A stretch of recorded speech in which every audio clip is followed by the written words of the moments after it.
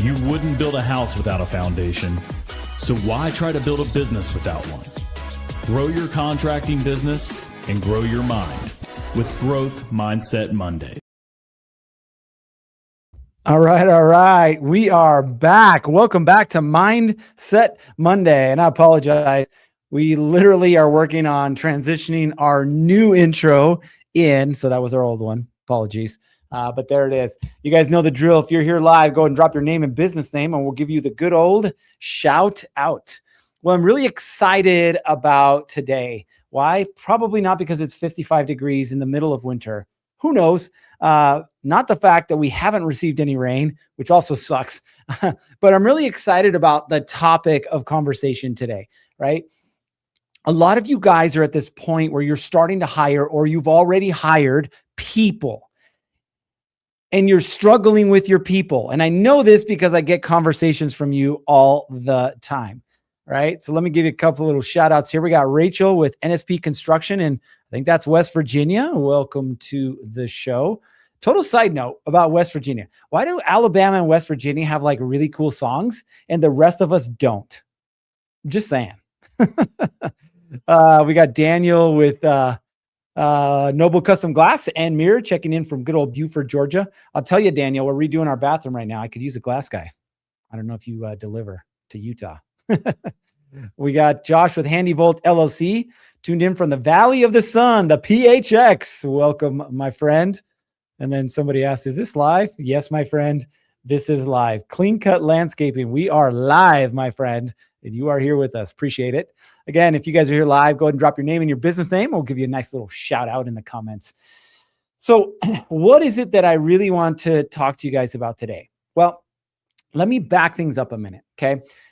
Most of the time, I say most of the time, okay? But most of the time, when you become a contractor because you're really good at doing the work, whether that's plumbing, electrical, handyman, building stuff, like you're just really good at it, right? In fact, when you go to Home Depot, you like are always buying some little tool or trinket or whatever. Or if you're like me on social media, you're constantly looking at all the videos of the cool new stuff that's coming out, right? There's always cool new stuff that's coming out.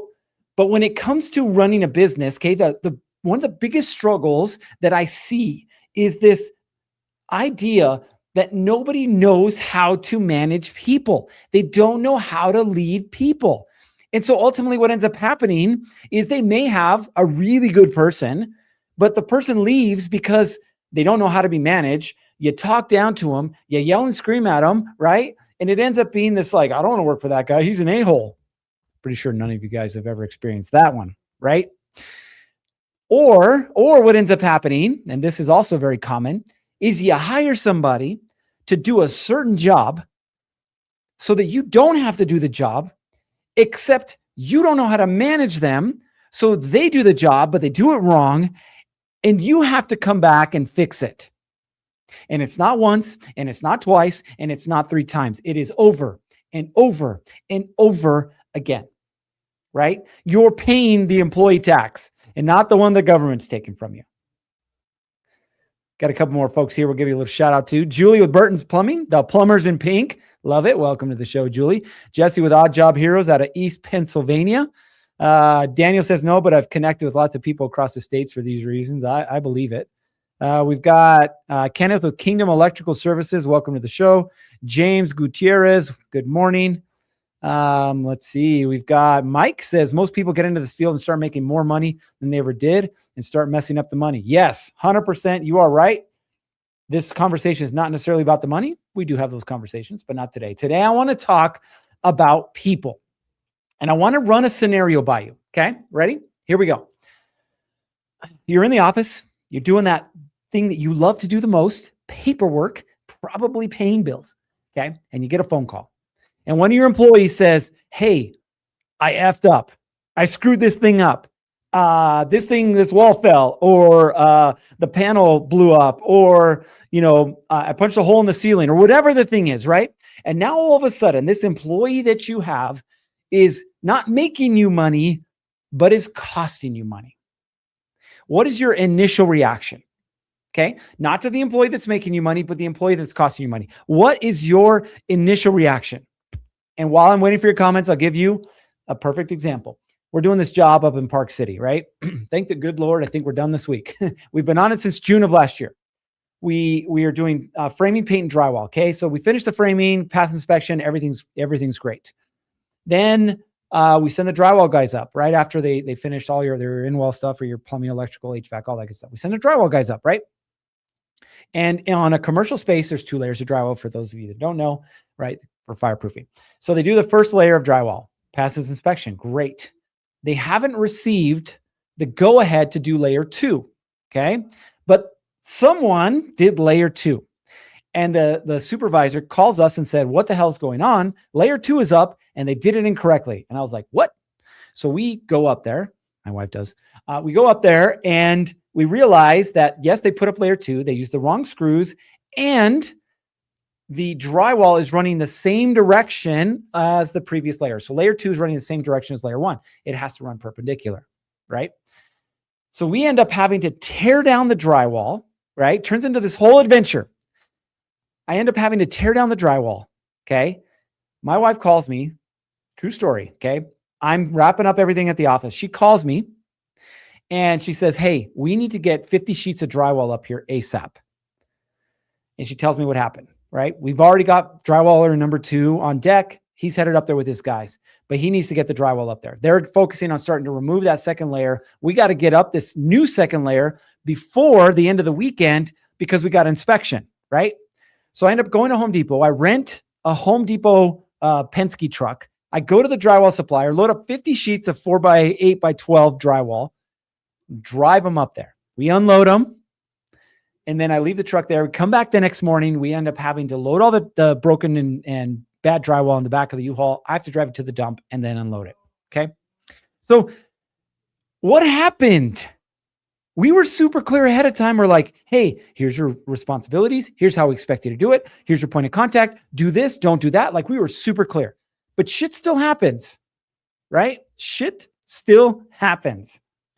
I'm going to get into it, but I'm going to get a couple of more shout outs here that we got. We got Gilly Gaines, I think. Good morning from Garage Craft. Welcome to the show. We've got James, TJW from earlier. We got Mike with Modern Building and Contracting out of, I don't know where you're out of, but welcome. We got Arturo with American Glass Designs. Got Nancy Hodges. Hi, y'all. Somebody asked, let's see. Clean Cut says, good. Glad you're on YouTube. I wasn't able to access from the app. Yeah, we're working on that, my friend. We definitely want that. So initial reactions, Daniel says, well, looks like I'm X amount of dollars invested in your Hard Knocks education. Time for my ROI. I really like that. Let's see. Nancy says, or Nancy with Hummingbird Handyman, Denver. Great topic. Go Utes. Oh, look at you. Somebody asked, hilarious, are you Joe Rogan? No, he makes way more money than me and kicks a lot harder. Let's see. We got Heather Lofton, Plastic Pipe Fitting and Services. Welcome. And I think that's it. Cool. So back to this story, right? Your initial reaction. My initial reaction was, I don't want to do this. Like, I don't want to drive up there. I don't have to rent a truck and go buy the materials and go up there. This is costing me money now. That was my initial reaction. This is costing me money. And what did we do? We fired the drywaller, hired a new one. Because that drywaller was like, it wasn't my fault. Some short, fat guy, he was bald. He told us that we could continue. I was like, regardless if somebody told you can continue, you did it wrong, right? Costing us money. So the initial reaction that most of us have when something goes wrong with an employee is to get pissed off at the employee. It's our natural reaction. And listen, I'm not here to judge because guess who I was pissed off at? Guess who I was yelling at? Guess who I never wanted to see on another one of my job sites again? The drywaller, right? So it happens. But the question is, what is our response after it happens? By the way, you shouldn't be feeling bad that you get pissed off or frustrated, right? Because it's your baby. You're the owner. You are allowed to get pissed off and frustrated. But there is a way to do it, okay? The first thing that you need to understand,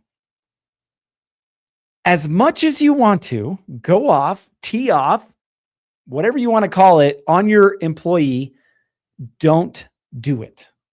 Don't do it, okay? Because it's probably going to screw up more things than it'll ever fix, okay? Now, some of you guys are familiar with Alex Hormozy. Love Alex Hormozi. Been to a couple of his workshops. In fact, I've known him since 2018, way back before he blew up, right? One of the things that I learned from Alex Hormozi and his wife, Layla, was this idea of regardless of whose fault it is your responsibility. Regardless of whose fault it is your responsibility, which tells us what? It tells us that ultimately, whether they succeed or fail as an employee, it's our responsibility. It might be their fault that they screw something up. It may be their fault that they don't want to learn and grow. Maybe their fault that they're late, but it's our responsibility. Something's broken inside of here, and we have to own it. You can't own the solution if you don't own the problem, okay? So what is it that we should do? Get pissed off, get frustrated, yell and scream. Don't do it in front of your employee. Do it with your spouse. Do it in your car. Go to the back room. Go take a lap around the office. Whatever it is, don't do it in front of your employee, okay? You have to get that anger and frustration out of your system. Why? Because long-term, with the right employees, okay? So let's preface it by saying that. Long-term, with the right employees, what do we want? What we want is for the thing to not happen again. Now, I get it. If it's something super serious like ours, it was $20,000. That's how big the mistake was. I'm not forgiving a $20,000 mistake. Like, you're gone, dude. But say it's a $500 or say it's a $2,000, right? Whatever that threshold is for you, okay, fine. Mistake, learning experience, as we talked about earlier, right? It could be your education or their education that you're paying for from the School of Hard Knocks, right? That, like Daniel said. But ultimately, what we're looking at is, I don't want to focus on the problem. What do I want to focus on? What do you think? We want to focus on the solution. The solution is what matters here. So I want you guys to think about this for a minute, okay? If you're always problem focused, what are you always going to see? You're always going to see problems. Focus on the problems, you'll find the problems. If you focus on the solutions, it's not that the problems won't be there, because they will. Congratulations, you're a business owner. Clap, golf clap for all of you. You're a business owner. You will have problems, but your goal is to find solutions to the problems so that they don't happen again. So think about it this way, okay? You get your anger out, your frustration out. By the way, punching bags are really cool too. You get that out. And then when you sit down with your employee, very few of them are going to fall on the sword, okay? And by that, I mean, take responsibility for it, right? The good ones do. So pay attention, okay? But your response should be something around the lines of, it happens. I've done it. Joe did it, whatever. What are we going to do so that it doesn't happen again? What are we going to do so that it doesn't happen again? Because most employees are waiting for the wrath that's going to come raining down on top of them from you. They're waiting for it, right? And that's not really what we want. What we want out of the situation truly is for the thing not to happen again. So how is it that you're helping them find a solution to the problem versus focusing on the problem? We got a couple more folks here. Stacy with Great Solutions chime in late. Welcome, Stacy. And we got Joe M with Joe M Contracting out of North Dakota. Welcome to the show. Okay. First of all, here's what's going to happen. Your employee is going to be a little confused. They're going to stare at you because they fully expected the wrath of God to rain down on top of them. But that's not going to be you, right? You're focused on what? You're past it. You're focused on the solution, right? Because they might ask you, like, why aren't you mad at me? Careful here, right? You want to respond, I am, right? But you can say, like, yes, I am mad, right? But me being mad at you doesn't accomplish anything, doesn't fix anything, doesn't get us what we want. You're already mad at yourself. And by the way, these are the right employees, okay? They should be mad at themselves or frustrated or whatever the thing is, okay? When someone makes a mistake, though, your job as the leader is not to point out the mistake and tell them why it was wrong. Your job is to show your people where they are in terms of skill set and where they have to be to prevent those from happening again. For some of them, it's an education piece, right? They just don't know how to do the thing. For some of them, it might be a mindset, right? They need to step into that role of telling somebody what to do and what not to do so whatever doesn't happen. Who knows what it is? Your job is to help them figure out what it is and help them bridge that gap. Most people are good people. Most employees want to do a good job, but they're scared. They're scared because they know if they screw up, they're going to get fired. They're going to get demoted. They're going to get, docked pay. They're going to, whatever the thing is that they've experienced the rest of their adult life from every other boss that they've had. Okay. So here's the steps that I want you to think about. Acknowledge without emotion. Not, it happens, it's fine. It's not fine. A $10,000, a $20,000 mistake is not fine. Okay. It's not, how could you? Why would you? Because it's not helpful. Just acknowledge mistakes are part of business. That's the truth. Okay. Mistakes are part of business. Step 2. Okay. We really want to blame the employee, but the employees, if they're the right employee, is already punishing themselves, right? They're already stressed out. They're already not sleeping. They're already thinking, what am I going to do if he fires me? They're already thinking that. Okay. So adding to that wouldn't fix your money problem or your mistake problem. Okay. It's just going to make it more likely that what happens? They're going to do it again, except this time they're not going to tell you about it. And you don't want that. Okay. Let's go. Daniel says, I always tell them to not let it get them twice by letting it live in their heads afterwards, which takes away time they could be spending focusing on the solution. Great. It's awesome. Good job, Dan. So step 3, again, focus forward. What are we going to do so it doesn't happen again? What's the plan for next time? How are we going to avoid this from happening? Okay. This is the learning part. And this is where you as a leader have to grow. This is the learning part. I had an employee once. She's been with me 6 years. When she first started, she sent out an email to 5,000 people and got my entire email account shut down. And I was pissed because at the time I was doing a lot on email, right? And I almost fell into this trap, right? And she showed up the call crying. And I was like, man, I feel bad. I don't want to yell at you, right?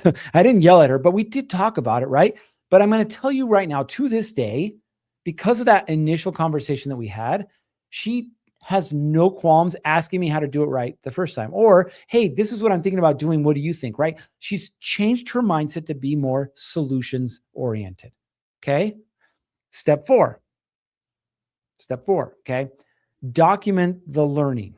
What do I mean by document the learning? I want you to think about it this way. It's not just what are we going to do next time, but now we have to look at this mistake and say, is it a system problem? Should there have been a check and balance? Should there have been a checklist? Is there an SOP? Does there need to be an SOP? What is the thing that we can do on our end to make sure that we do as much as we can to avoid this mistake in the future, right? If you've never gotten a call late at night to go help your employee because they ran out of gas on the side of the highway, well, guess what? You'll have an SOP for that, which we do. Beginning to shift, all vehicles, they're all gassed up. That's literally part of our checklist, right? Because we don't want to deal with that. Okay. So document the learning.